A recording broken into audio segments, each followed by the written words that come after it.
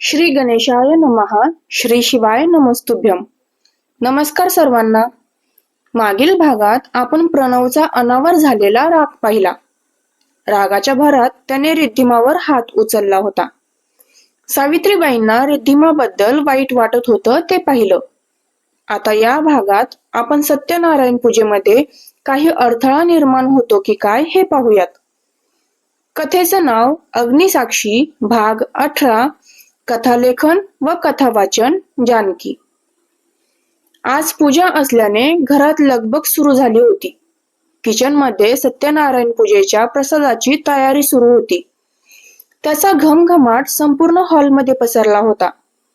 कोणाच्याही मनात प्रसाद खाण्याची लालसा निर्माण होईल असा सुगंध दरवळला होता. हॉलमध्ये बसलेल्या हरेशरावांच्या तोंडाला तर पाणी सुटलं होतं. कितीतरी वेळा त्यांनी किचनमध्ये डोकावून पाहण्याचा प्रयत्न केला असेल, पण आजूबाजूला येणारे जाणारे आपल्याकडे विचित्रपणे पाहत आहेत हे लक्षात आल्यानंतर हिरमुसून सोफ्यावर जाऊन बसत होते. बाबा, पूजा झाल्यानंतर तुम्ही मनसोक्त प्रसाद खाऊ शकता. आता असं तिथे घुटमळून काही मिळणार नाही. उलट आपल्या बायका आपल्यावरच राग काढतील. विक्रांत हरेशरावांची ही तळमळ पाहत होते. त्यांना खरं तर त्यांचं हसू येत होतं. मात्र महत् प्रयासाने त्यांनी त्यांच्या मनात निर्माण झालेल्या लालसेला आवर घालण्याचा सल्ला दिला. हो रे, पण बघ ना, किती सुंदर घमघमाट सुटला आहे. कोणाची खायची इच्छा होणार नाही. हरेशराव अजूनही आपल्या मनावर ताबा ठेवू शकत नव्हते. बरोबर आहे बाबा, इच्छा तर माझीही होत आहे, पण आत्ताच आपण प्रसाद मागितला तर तो उष्टा नाही का होणार? त्यासाठी आपल्याला आवर घालावाच लागेल. तो पहा, शिवाय आला. विक्रांत त्यांना समजावून सांगत म्हणाले. बोलत असतानाच त्यांना शिवाय खाली येताना दिसला. कधी कधी मोहक सुगंधाने एखादा पदार्थ खाण्याची तीव्र इच्छा होत असते. त्याचप्रमाणे हरेशरावांचीही इच्छा झाली होती. सध्या तरी विक्रांत आपल्या वडिलांची इच्छा पूर्ण करू शकणार नव्हते. त्यांना खाण्यासाठी तरसवणं त्यांना योग्यही वाटत नव्हतं, पण ते तरी काय करणार? नाईलाज होता त्यांचाही. एखाद्या राजासारखाच दिसतो माझा नातू. याला कोणाची नजर नको लागायला. देव करो त्याचा संसार सुखाचा हो. त्याला पाहता क्षणी आजोबांच्या मनातली प्रसाद खाण्याची इच्छा काहीशी कमी झाली होती, मात्र पूर्णपणे निघून गेलेली नव्हती. गुड मॉर्निंग आजोबा. गुड मॉर्निंग बाबा. शिवाय त्यांच्या जवळ येऊन बसत म्हणाला. त्यांनीही हसून त्याला सकाळच्या शुभ शुभेच्छा दिल्या. काही तयारी करायची राहिली आहे का बाबा? काही राहिलं असेल तर मला सांगा, मी करतो. त्याने हसून विचारलं. सगळी तयारी झाली आहे. तू फक्त आता पाटावर बसायचं आहेस.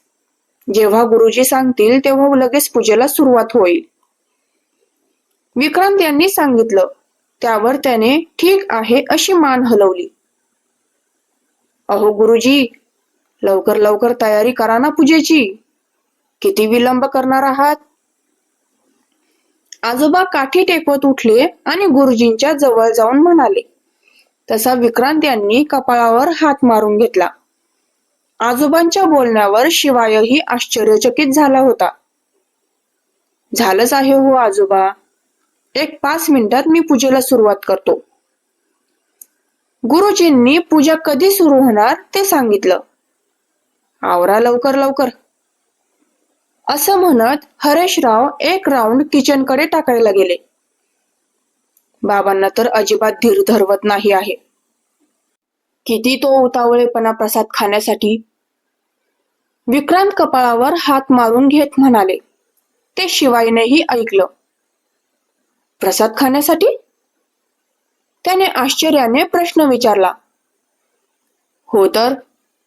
प्रसादाचा सुगंध त्यांच्या नाकाला भिडला आणि त्यांची तीव्र इच्छा झाली आहे प्रसाद खाण्याची. बघ, आतापर्यंत कितीतरी वेळा ते किचन जवळ फेरी मारून आले असतील. विक्रांत यांनी सांगितलं. आणि खरंच शिवायने त्याच्या आजोबांकडे पाहिलं. बिचारे खूपच उतावळ्या नजरेने किचनमध्ये डोकावून पाहत होते. ते पाहून त्यालाही हसू आलं. पूजा झाल्यानंतर बहुतेक आपल्याला प्रसाद मिळणार नाही आहे, शिवाय हसत म्हणाला. त्यावर विक्रांतही हसले. गुरुजींनी सांगितल्याप्रमाणे ठीक 5 मिनिटांनी पूजा सुरू झाली. नवीन नवरदेव नवरीची जोडी पाटावर येऊन बसली. प्रसादाचा मोठा डबा देवाच्या समोरच ठेवलेला होता. त्या डब्याकडे हरेशरावांनी कितीतरी वेळा मान उंचावून पाहिलं असेल. सत्यनारायण पूजेची मांडणी अगदी सुरेख केली गेली होती. गुरुजींनी शिवाय आणि लावण्याच्या हातून पूजा करून घेतली. सत्यनारायण कथा ऐकून झाल्यानंतर त्या दोघांना देवाचा आणि घरातल्या मोठ्यांचा आशीर्वाद घ्यायला सांगितला. लावण्याच्या हाताने प्रसाद वाटप करायला सांगितला. त्याप्रमाणे तिने द्रोणमध्ये थोडा थोडा प्रसाद घेऊन सर्वांना दिला. हरेशरावांनी मात्र चांगलाच ताव मारला होता. लावण्या, अजून असेल तर दे बाळा. द्रोण मधला प्रसाद खाऊन झाल्यानंतर त्यांनी प्रेमाने लावण्याला आवाज देऊन सांगितलं, खूप आहे आजोबा, जेवढं पाहिजे तेवढं खा. लावण्य प्रसादाचा डबा त्यांच्या जवळ घेऊन येत हसून म्हणाली. आजोबा तर मग प्रचंड खुश झाले होते. सुगंधाप्रमाणे स्वादही सुंदर होता. तेवढ्यात ती जागीच थांबली. त्यांच्या जवळ येता येता ती काहीशी विचार करून तशीच माघारी फिरली. आपल्याला प्रसाद न देता ती डबा घेऊन माघारी परतली म्हणून हरेशराव नाराज झाले होते. बाकीचेही सर्वजण ती माघारी गेली म्हणून चकित झाले होते. हरेशरावांनी हातातला द्रोण खाली केला. त्यांचा पडलेला चेहरा पाहून शिवायला लावण्याचा राग आला. तो उठून उभा राहिला.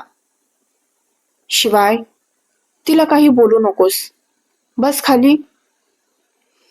त्याला रागाने किचनच्या दिशेने जाताना पाहून सावित्रीबाई त्याला अडवत म्हणाल्या, तिची एवढी हिंमत? आजोबांनी साधा प्रसाद मागितला तर न देताच निघून गेली. तिने असं का केलं ते विचारायलाच हवं. तिच्यामुळे मी आजोबांना नाराज झालेलं नाही पाहू शकत. तो रागाने म्हणाला. तिला जाब विचारायला जाणार इतक्यात तीच किचन मधून बाहेर आली. ती बाहेर आली तर तिच्या हातात एक छोटी प्लेट होती. सगळेजण पुन्हा चकित झाले होते. तिने प्लेट का आणली असेल हा प्रश्न सर्वांना पडला.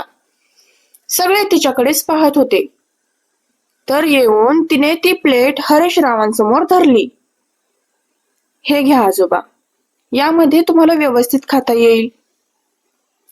तिने ती प्लेट त्यांच्या हातात देऊन त्यात प्लेट भरून प्रसाद त्यांना खायला दिला. ते पाहून तर आजोबा एखाद्या लहान लेकरासारखे खुश झाले. खुश रहा बाळा, माझा आशीर्वाद नेहमी तुझ्या सोबत असेल. तिने त्यांना भरभरून प्रसाद दिल्यामुळे ते खूप खुश झाले होते. खुशीतच त्यांनी तिला मन भरून आशीर्वाद दिले. धन्यवाद आजोबा. हरेशरावांचे आभार मानून तिने तिची नजर वर केली तर शिवाय तिच्याकडेच पाहत होता. आता त्याच्या नजरेत राग नव्हता तर सौम्यता दिसत होती. तुम्हालाही प्लेट हवी आहे का? सॉरी, मी फक्त आजोबांसाठीच घेऊन आले. थांबा, तुम्हा सगळ्यांसाठी प्लेट्स घेऊन येते. तो एकटक तिच्याकडे पाहत होता तर तिला वाटलं की त्यालाही प्रसाद खाण्यासाठी प्लेट हवी आहे. म्हणून ती पुन्हा किचनकडे वळली तर सावित्रीबाईंनी आवाज देऊन तिला थांबवलं. आम्हाला नाही पाहिजेत बाळा प्लेट. तूही आमच्यासोबत बसून प्रसाद खा. सकाळी उठलीस तेव्हापासून धावपळ सुरू आहे तुझी. आणि बरं का बाबा, हा प्रसाद तुमच्या लाडक्या नात सुनेनेच बनवला आहे. लग्नानंतरच्या पहिल्या देवकार्याचा प्रसाद तिने स्वतःच बनवला. सावित्रीबाईंनी आधी तिला आणि नंतर हरेशरावांना सांगितलं. ते ऐकून हरेशराव, विक्रांत आणि सिद्धांत यांना आनंद झाला होता. नमिता नाक मुरडत होती तर शिवायच्या भुवया उंच गेल्या होत्या. गीतांना आधीच माहीत असल्यामुळे त्या फक्त गालात हसल्या. वा वा, तरीच प्रसाद एवढा गोड बनला आहे. सुनबाईही सुंदर आणि तिच्या हातचा शिराही तिच्यासारखाच गोड. एवढ्या प्रेमाने बनवलेल्या प्रसादाने आज फक्त आम्हीच नाही तर देवही प्रचंड खुश झाले असतील तिच्यावर. हरेशराव हसून म्हणाले. त्यावर बाकीचेही सगळे हसले. तिने स्वतःसाठी ड्रोन मध्ये प्रसाद घेतला आणि खायला बसणार इतक्यात शिवायचा मोबाईल वाजला. शिवाय लगेच बाजूला गेला आणि फोन उचलून कानाला लावला. हॅलो. मेन गेटवरील सिक्युरिटी गार्डचा फोन होता म्हणून त्याने पटकन उचलून कानाला लावला होता. सर, इथे एक माणूस येऊन दंगा करत आहे. मोठमोठ्याने ओरडत आहे. सिक्युरिटी गार्डने सांगितलं. फोनमधून त्या माणसाचा ओरडण्याचा आवाजही येत होता. शिवायच्या कपाळावर आठ्यांचे जाळे विणले गेले होते. कोण आहे तो माणूस? त्याचं नाव काही विचारलं नाही का? कशासाठी आला आहे तो? शिवायने भरभर प्रश्न विचारले. त्याचे ते प्रश्न ऐकून विक्रांत आणि सिद्धांतही त्याच्याजवळ येऊन उभे राहिले होते. माहित नाही सर. मोठ्या मॅडमना भेटायचं म्हणत आहे तो. मॅडम भेटू शकणार नाहीत असं सांगितलं तर माझ्या अंगावर धावून येत आहे. सिक्युरिटी गार्डने थोड्या वेळापूर्वी त्या माणसाने घातलेला गोंधळ सांगितला. तिथेच थांबवून ठेव त्याला. आलोच मी बाहेर. पलीकडून त्या माणसाचा जोरजोरात ओरडण्याचा येत असलेला आवाज ऐकून शिवायने आपल्या दातांवर दात घासत सांगितलं. पुढे काहीच न बोलता त्याने फोन ठेवून दिला. काय झालं शिवाय? काही अडचण आहे का? विक्रांत यांनी त्याचा राग पाहून काळजीने विचारलं. त्याने तिरकी मान करून सावित्रीबाईंकडे पाहिलं. आता कुठे त्या त्यांच्या दुःखातून वर आल्या होत्या तर लगेच हे काहीतरी मागे लागलं होतं. काही नाही बाबा, मी बाहेर जाऊन येतो. शिवायने सांगण्याचं टाळलं. काहीतरी गंभीर प्रकरण आहे हे त्या दोघांना लगेच समजलं. बाकीचेही त्याच्याकडेच पाहत होते. त्यांच्यासोबत बोलून तो बाहेर पडला. त्याच्या मागे घरातलेही सर्वजण निघाले. सगळ्यात पुढे तर लावण्या होती. नवीन आपलं लग्न झालं आणि आता कोणतं मोठं संकट उभं राहिलं याची तिला काळजी वाटत होती. कुठे आहेत त्या सावित्रीबाई धर्माधिकारी? लवकर येत का नाहीत बाहेर? साधासा पेहराव असलेला, चेहऱ्यावर मोठी दाढी आणि मिशी असलेला एक माणूस मोठ्याने ओरडून विचारत होता. तुमचा निरोप आजपर्यंत पोहोचवला आहे. तुम्ही थोडा वेळ शांत का राहत नाही? असा आरडाओरडा करून काय मिळणार आहे तुम्हाला? सिक्युरिटी गार्डही खूप चिडला होता. बराच वेळ झाला तो त्याला सहन करत होता. मात्र आता त्याचीही सहनशक्ती संपली होती. जर आरडाओरडा सहन होत नसेल तर बोलाव ना तुझ्या मॅडमला. मला शहाणपणा शिकवत आहेस? तो माणूस पुन्हा त्याच्या अंगावर धावून जाणार तेवढ्या शिवाय घरच्यांसोबत येताना दिसला. लांबूनही शिवायचा दमदारपणा स्पष्ट दिसत होता. सर्वजण मेन गेट समोर येऊन उभे राहिले. त्या सर्वांना पाहून जो माणूस आतापर्यंत मोठमोठ्याने ओरडून कांगावा करत होता तो शांत झाला. शिवायकडे पाहून रागात धापा टाकत होता. शिवायही त्याच्या डोळ्यात डोळे घालून पाहत होता. मात्र या सगळ्यात सावित्रीबाई समोर पाहून आश्चर्यचकित झाल्या होत्या. कोण असेल तो माणूस? सावित्रीबाई त्याला पाहून आश्चर्यचकित का झाल्या असतील? अखेर पूजेमध्ये नाही पण पूजेनंतर का होईना विघ्न आलंच. काय असेल आता हे कळेलच पुढील भागात. तोपर्यंत हा भाग आवडला असेल तर व्हिडिओला लाईक आणि कमेंट नक्की कराल. वेळोवेळी अपडेट मिळवण्यासाठी आपल्या ऑदर जानकी वर्ड्स या चॅनेलला सबस्क्राईब अवश्य करा. भेटूया पुढील भागात. धन्यवाद.